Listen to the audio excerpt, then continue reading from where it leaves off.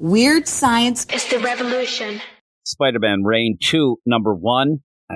Even that title, come up with something to like make it a little more jazzier here. I don't know what, but Spider-Man Reign 2 1. Like Spider-Man Reign Second Coming or something. How about like Spider-Man Red Rain? Red Rain. People would be mad about that. Like Rain on Me. I don't know. Kari Andrews, writer and artist. You get on colors Kari Andrews and Brian Reber. Kari Andrews, Lanil Francis Yu, and Dean. Oh, that's the variant cover. Screw that. Letters by VC's Joe Caramagna. I'm already having problems. I don't like the layout of this. It's nonsense. But we get into this, and the first thing you're going to realize, if you had read Spider-Man Reign, that it looks the same, as we said, but I'm not going to say it's good. It's going to be tough. It's interesting too because they're still using like that digital color kind of like from the early 2000s too, so it kind of fits in with that as well. I'll give Kari Andrews a lot of credit in making the book look the same. Even the narration exactly bubbles look just exact and have the font and that faded color behind the that's great. Mm-hmm. The story itself, is there one? Because I don't know. I mean, the whole play of Spider-Man Reign. One thing that people would kept going on and on about is, oh my God, Peter ended up killing Mary Jane with radioactive sperm. That really was kind of maybe of the mind, maybe Peter being upset, all that. And as I said that, my wife, who's standing right next to me, just did a double take. I bet she did on that. It's like, well, what? So in that, though, that was kind of what people assumed. It was never fully said, but they went with it. And even when I was on a show with Kari Andrews, and when he talked about it, I'm telling you, he'll demand that it wasn't that, but at points I think that he still wants, because that's one of the draws of going to read it. So you get to this, but you're going to continue, Peter, wanting Mary Jane back. And, oh my God, I'm remembering Mary Jane. But in this, it gets wonky of, I don't know what's happening, except then he's in the Matrix to do it.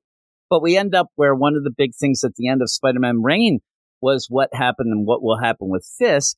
That kind of picks up right away. He's a monstrosity is what happens, but it just kind of hits you. He's running the city enclosed by the web, as that was a big thing in the first one. Yeah. But really, the story here is Peter, who has been captured. They kind of allude to the idea that he turned himself in, and he's pretty much in the Matrix. They are jacking him into a virtual reality where everything he wants can come true. In the meantime, they have to like feed him through tubes and things, and he ends up breaking out of that and then gets broken out even more. But other than that, I mean, you waste a lot of time. You show, like, remember in the other series, Fisk was like, the guy would starve him and make him watch him eat the food and stuff. And he became completely emaciated. And I guess something happens where he basically kills that guy, takes care of him, and then he's back to full freaking strength. Yeah, he's just a monstrosity. Like bigger than ever, I guess. And it's the wow and he's now the king of New York, yep, right? He's the king of New York, and New York is its own thing, and it's kind of everything outside. There was another disaster, and everything outside died. It's pretty much the only place to live now. Yeah, it's the only place. So you get that, and you get this whole of the mind Matrix deal, because he's definitely in the Matrix. Oh yeah, and you ended up in the first series. It was, is Peter insane? You know, and one of the things was that it was almost like it played off a lot like, you know, Bruce Willis in The Sixth Sense, where everybody's not talking to him because Mary Jane would kind of be there. And, then we realized, oh God, I think Mary Jane's dead. And then it was revealed she was. In this, it's more virtual reality where all these things are happening, and all these people who are supposedly dead, Harry, Flash, Mary Jane, they're like, you got to come and see this gallery thing of me and the model stuff. And you go into it and you're like, what the hell? And then all it is, though, is the Matrix. So it really doesn't matter. It means nothing. I mean, by this point, I get it. And you're trying to get like a feel and stuff like that. But at this point, we're pretty well into the issue, and nothing has really happened. And Peter just keeps going, I don't want to leave. Just put me back in that. I just want to be in the Matrix, dude. At this point, he's so old. He wants to be in the Matrix. Yeah, exactly. He wants to be with Mary Jane. But we don't know. And I guess as it evolves, we'll find out how long he was in, because people are like, oh my God, I forgot about you. But in the meantime, suddenly a young girl, and looks very young, shows up a new black cat, talks about her mom, we don't know exactly who she is. She comes in, starts making out with Peter to wake him up, and actually Look at says, that tongue. It pretty much in the deal says, yeah, that revved your engine, old man. I'm like, holy moly. And they have to get out. They end up escaping, and she's going to take him, what it eventually is, to Norman Osborn, Goblin. But in the meantime, if you ask me, it's Peter swinging around New York in his diaper. He's got an adult diaper on because he was in the Matrix, and he's swinging around woo-hooing. I see his junk. I don't want to see his junk. I'm going to now have to go get tested because I think I might have radioactive sperm somewhere around me because I'm looking at this thing. And that's a amazing pose, man. Look at that. Look at that left leg. I don't know. What is up with that that calf? That looks like you end up where you put like rubber bands on two separate that is bad. And boy, I swear to God, if you want to see the outline, you see his Peter's balls, definitely. Balls and you cup. see it. I see the head. Telling you, it's shiny. I didn't know before, but I know it's religion now. Yep. So you end up all that going on, and then you just move from scene to scene. All of a sudden, he falls into the middle of what is, a protest, and then he's there, and Fisk is there talking to his assistant, saying, "If you want to start, disorganization, give them disorganization. Chaos meets chaos. Oh my God, all this going on."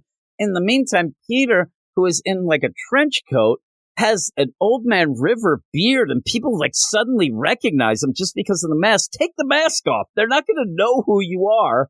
And he's there like, get him. He's the one who did this. I'm like, I don't know. This is not very good. And then they go up to the web, which is around the city, and that's where Fisk decides to cut the power so they see through the web, and all you see are dead bodies and just skeletons that were trying to get back into the city. And that was where you had that other disaster. We find out Harry and his family were outside of that when we end up going to see Goblin. But it's the thing that gets me here is just the constant, no scene transitions. You just end up, while this riot is happening, then everybody falls through the ground. And I don't know if this is of the mind, if this is happening, because what the heck is going on where all of a sudden people are rioting, they're beating the crap out of each other, and then the ground opens up, Peter falls down, lands, and then he's with Goblin. And you have Old Man Goblin then. No, Old Man, that's a good way of putting it. Nice way of putting crazy. It. It's so old. And saying like, oh, thanks a lot there, Black Cat, for bringing me, Spider-Man. He says, what took you so long? You've been gone for so long. And then mentions how Harry didn't want to be in the city, so he ended up dead and outside the city with it. And then terrible. Fu Manchu mustache and all. So I guess with the big thing Fisk was trying to do is get everybody to upload their consciousness so that they basically have afterlife, I guess. Yeah, it seems like you'll live forever. But again, part of the Matrix stuff maybe. But why? What is he doing? And even then it's like riots, cut the power, try to convince people to upload their consciousness to live forever, fall through the street, meet Goblin, and then Goblin says, okay, well, how we're going to have to do this is I'm going to send you back in time to get what you want and do what you have to do. Boom, they're back in time. I don't even know what's going on. And when they go back in time, what's back to whatever? It's back to her. He wants to go get Mary Jane, but he's Old Man River. And then you have Black Cat's like, man, what is this place? I don't know what's happening. So they're back in time, but he's still Old Man River. Yeah, he's still Old Man Peter. One thing I do want to point out, though, before I forget here, is if you look at the dude far to the left over there with that white jacket on, that's Peter Parker. That's exactly how Todd McFarlane used to draw. That would be Peter. It's like an homage. I don't know if that's actually him, though. Maybe it is. Maybe he has to find his old self or something to help. That's exactly how he looks. Yeah. That. I don't know if, you have some other characters there. You got, Radio Rahim. That could be Felicia Hardy right there. Yeah, I actually thought it might be Luke Cage, but I think it's Radio Rahim instead. But you have that going on. And then you go, what's happening in the present, like future? You end up with Fisk there, who goes to almost grovel to a character that ends up being Miles Morales. That he's like, are you going to get involved in, the web here. And I think that this is your duty. And he's like, well, I guess it's fate. And he's wearing a fur coat like he's Joe Namath or something. I don't know what's going on. And by the end, I'm like, this sucks. I hate to say it. I don't say it a lot on the show, like pure flat out. I don't know I'm sick of books where I don't know what's going on. It happens too much for us. It keeps happening.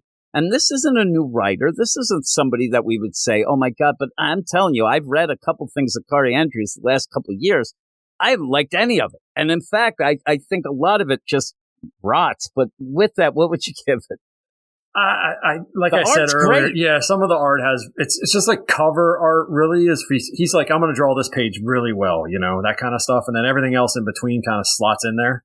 I'd give it a 5, man, not a F. You just a regular 1. Yeah, I know. That's 7 for the art. It's the story is a scattered cluster F of nonsense of, please, this is a 20-year-old story. Do something with this that makes it seem like you have a purpose and it's going towards something. It felt like just a bunch of scattered thoughts thrown on there. And I like the little black cat or mouse or whatever she is. Yeah, I don't know what's going on. She's cool. She looks a little too young to be making out with old man Peter. She's like making out with a Peter Parker Spider-Man that's been hooked up to protein tubes and stuff like that. He can't have good breath. Oh, my God. Halitosis. Stink to all high heaven. Oh, my goodness gracious. Radioactive sperm, I'll tell you. But at the end of this, yeah, it's not great. I didn't think anybody was asking for the sequel, and that's what we got. Weird science is the revolution.